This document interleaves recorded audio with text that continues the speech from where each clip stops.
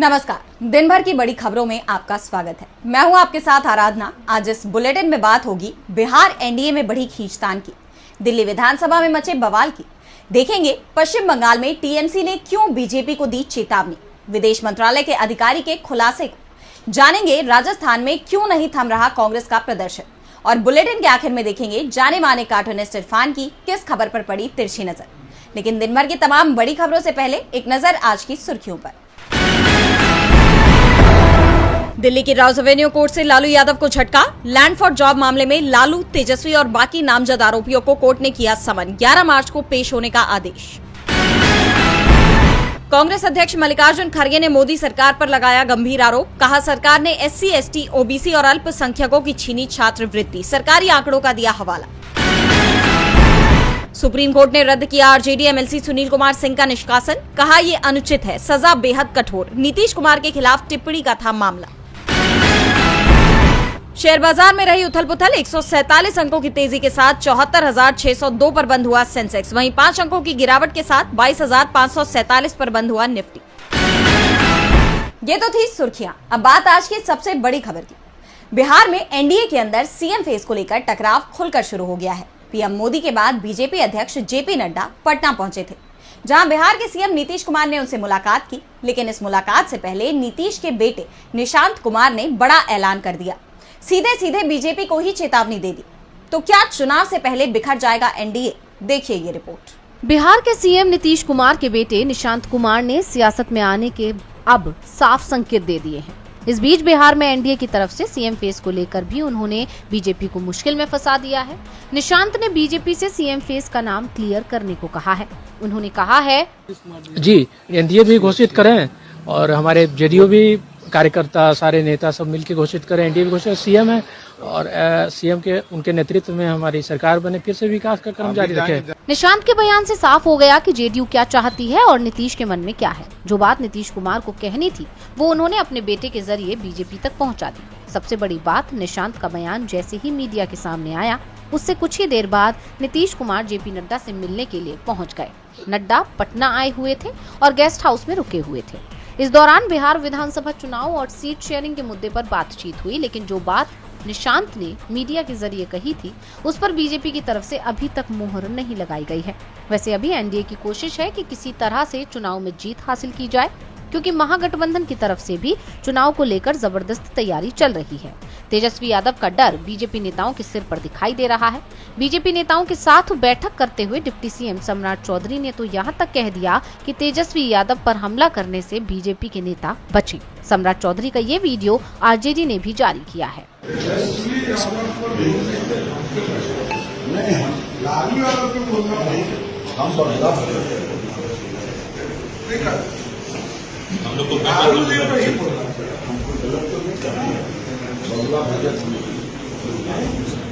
RJD प्रवक्ता प्रियंका भारती ने video share करते हुए कहा कि अभी से हलक सूख रहा है, फ्री में हम एडवांस दे रहे हैं। अभी से ही चुनाव के बाद झोला उठाकर चलने की तैयारी शुरू कर दीजिए।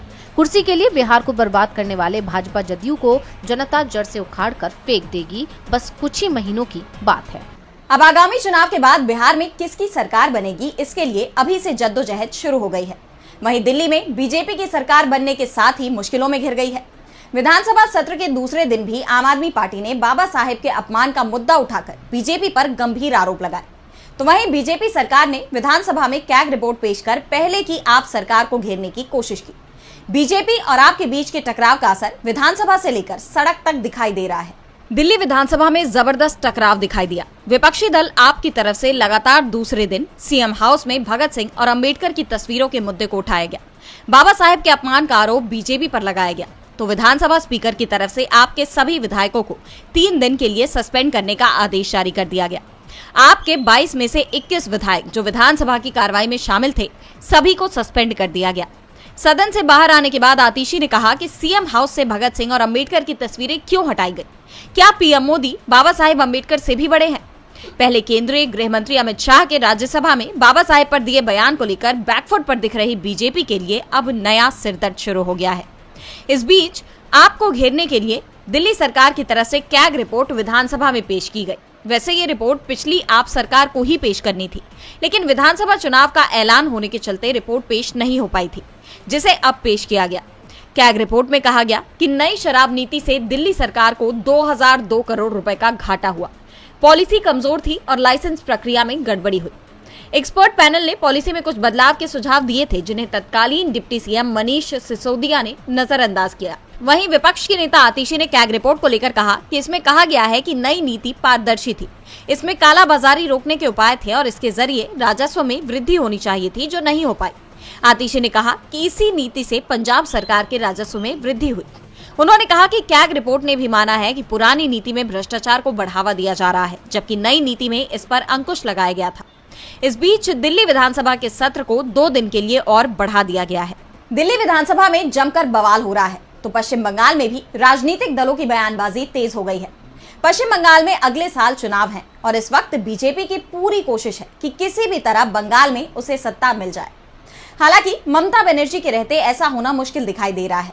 वहीं टीएमसी अब बीजेपी की चालाकियों को भी समझ रही है और इस बार उसने बीजेपी को एक बड़ी चेतावनी दे दी है। देखिए ये रिपोर्ट।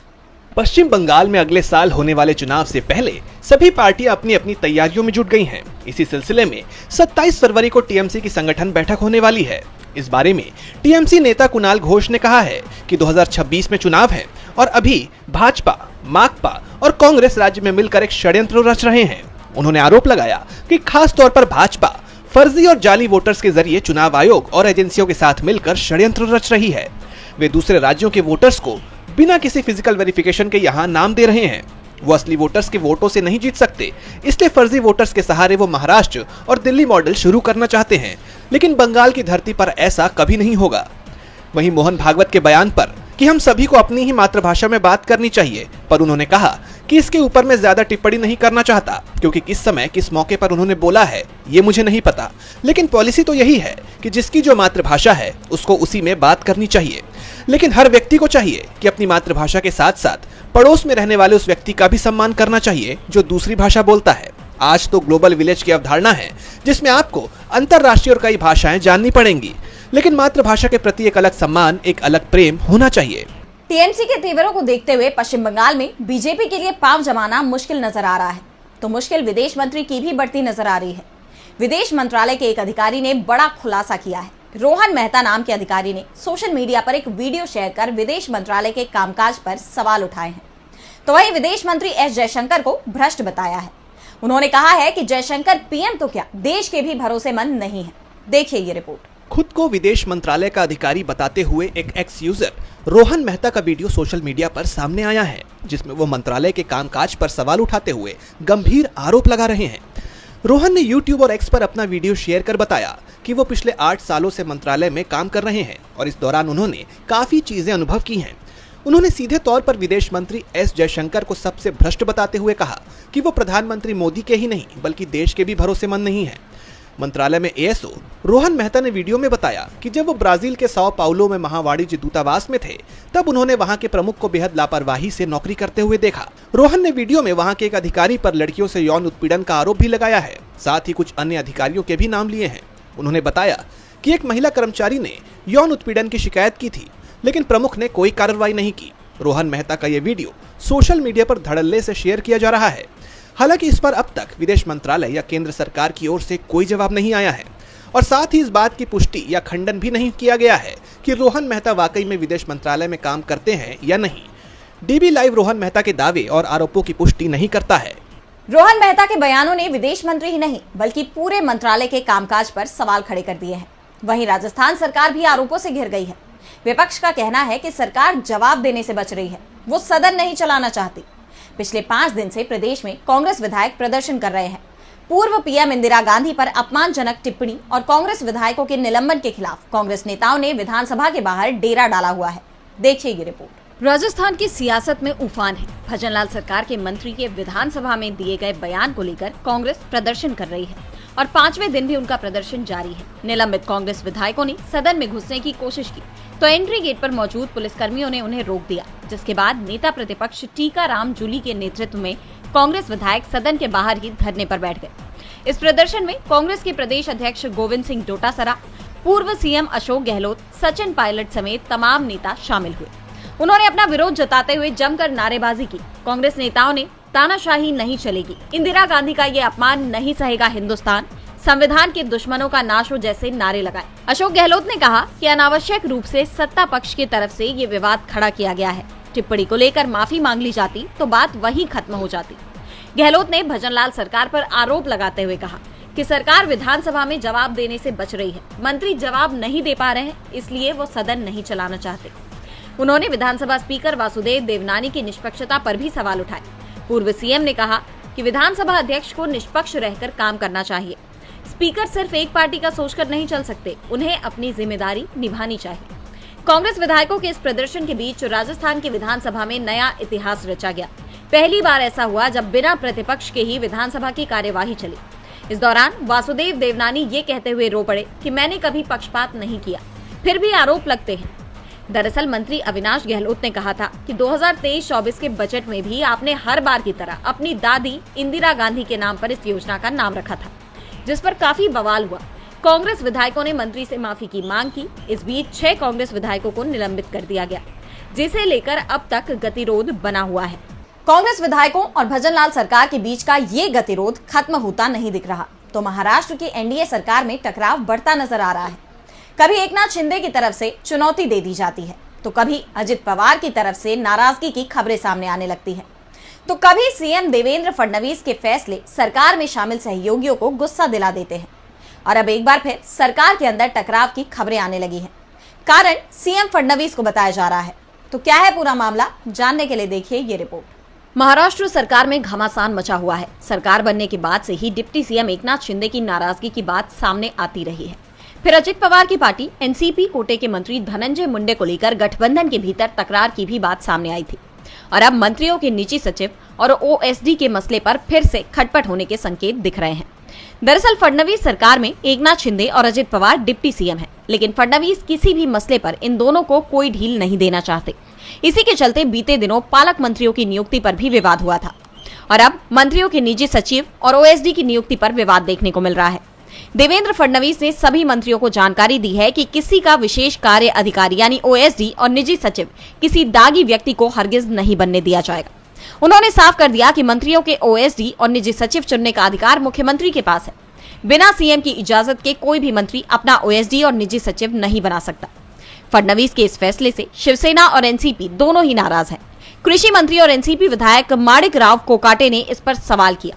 उन्होंने कहा कि मेरे पी और ओएसडी भी अब सीएम तय कर रहे हैं, हमारे हाथ में कुछ नहीं बचा है। अब मेरे जैसे लोगों से सरकार पर कोई असर नहीं पड़ेगा। कृषि मंत्री के बयान पर जब सीएम देवेंद्र फडणवीस से सवाल किया गया तो उन्होंने इस पर तीखी प्रतिक्रिया दी। फडणवीस ने कहा कि मंत्री महोदय को शायद पता नहीं है कि मंत्रियों के निजी सचिव और ओएसडी की नियुक्ति का अधिकार सिर्फ मुख्यमंत्री के पास है। नियम के मुताबिक मंत्री निजी सचिव और ओएसडी की नियुक्ति से संबंधित प्रस्ताव मुख्यमंत्री के पास भेजते हैं और अंतिम मंजूरी मुख्यमंत्री ही देते हैं। अब तक मेरे पास 125 नाम प्राप्त हुए हैं, जिनमें 109 नामों को मंजूरी दी गई है, जबकि बाकी नामों को मंजूरी नहीं दी गई क्योंकि उनके खिलाफ किसी न किसी प्रकार के कोई आरोप है। इसके अलावा उनके खिलाफ किसी न किसी तरह की जांच भी चल रही है। फडणवीस ने साफ कर दिया कि वो विवादित नामों को मंजूरी नहीं देंगे। कोई नाराज होता है तो होता रहे, उससे मेरे ऊपर कोई असर नहीं पड़ेगा। फडणवीस के बयान के बाद कहा जा रहा है कि महायुति सरकार में खटपट बढ़ सकती है। वहीं रूस और यूक्रेन युद्ध को लेकर भी लगातार चर्चाओं का दौर जारी है। अमेरिका इस युद्ध को रुकवाने के दावे कर रहा है, तो डोनाल्ड ट्रंप के रूस की तरफ बढ़ते झुकाव को देखते हुए यूक्रेन भी तल्ख तेवर दिखा रहा है। और अब इस युद्ध को रोकने के लिए यूएन में प्रस्ताव पेश किया गया, जिसमें पहली बार अमेरिका ने अपना स्टैंड बदल लिया, जिस पर सब चौंक गए। तो क्या अब रुक जाएगी 3 साल से चल रही ये जंग? जानने के लिए देखिए ये रिपोर्ट। रूस यूक्रेन युद्ध को लेकर अमेरिकी राष्ट्रपति डोनाल्ड ट्रंप के रुख ने क्षेत्र में तनाव को और बढ़ा दिया है। डोनाल्ड ट्रंप और यूक्रेनी राष्ट्रपति वोलोदिमिर ज़ेलेंस्की के बीच जुबानी जंग छिड़ गई है। इस बीच यूक्रेन ने यूएन में युद्ध को रोकने के लिए प्रस्ताव पेश किया है। ज़ेलेंस्की ने इस प्रस्ताव में 3 प्रमुख मांगे रखी हैं कि यूक्रेन से रूसी सेना की तत्काल वापसी की जाए, यूक्रेन में स्थायी और न्यायपूर्ण शांति स्थापित की जाए, युद्ध अपराधों के लिए रूस की जवाबदेही तय की जाए। यूक्रेन के इस प्रस्ताव पर वोटिंग में जर्मनी, ब्रिटेन और फ्रांस जैसे प्रमुख यूरोपीय देशों ने समर्थन किया है, जबकि भारत और चीन समेत 65 देशों ने इस वोटिंग में हिस्सा नहीं लिया। ये प्रस्ताव 18 के मुकाबले 93 मतों से पारित हो गया। यूएन ने रूस को अपनी सेना को तुरंत वापस बुलाने को कहा है, लेकिन वोटिंग के दौरान जिस तरह से अमेरिका ने अपनी पुरानी नीतियों के उलट साथ ही यूरोपीय देशों के खिलाफ जाकर इस प्रस्ताव के विपक्ष में मतदान किया और इजराइल ने भी उसका साथ दिया, उसने सबका ध्यान अपनी तरफ खींच लिया। यही नहीं, अमेरिका की तरफ से भी यूएन में प्रस्ताव पेश किया गया था, लेकिन उसमें ना तो रूसी हमले का जिक्र था और ना ही रूस की किसी तरह से निंदा की गई। उनके प्रस्ताव में केवल दोनों देशों में हुई जानमाल के नुकसान पर शोक जाहिर किया गया। ट्रंप के इस रुख ने पूरे यूरोप की चिंता को और बढ़ा दिया है। जर्मनी में आम चुनावों में जीत हासिल करने वाले फ्रेडरिक मर्ज ने तो यहाँ तक कह दिया कि ये यूरोप के लिए कयामत का वक्त है। इसके साथ ही उन्होंने अमेरिका को चेतावनी भी दी कि जिस तरह से अमेरिका अपने सहयोगियों को दूर कर रहा है, जो लोग अमेरिका फर्स्ट को तवज्जो देते हैं, वे असल में अमेरिका अलोन के रास्ते पर चल रहे हैं। वहीं ज़ेलेंस्की ने यूक्रेन के अंदर ही नाटो बनाने की बात कही है। इन घटनाक्रमों को देखते हुए ये तो साफ है कि इस क्षेत्र में तनाव और बढ़ने वाला है। और बुलेटिन के आखिर में देखेंगे जाने माने कार्टूनिस्ट इरफान की किस खबर पर पड़ी तिरछी नजर।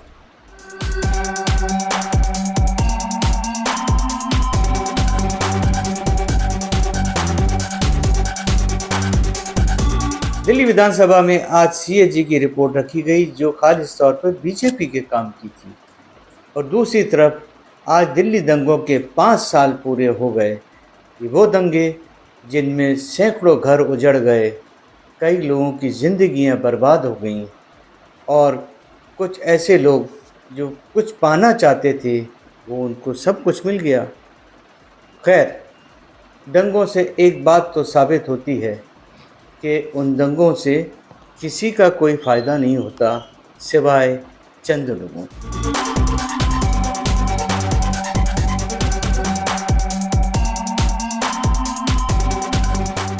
बहुत बहुत शुक्रिया इरफान जी। तो आज इस बुलेटिन में इतना ही। आप देखते रहिए डीवी लाइव। नमस्कार।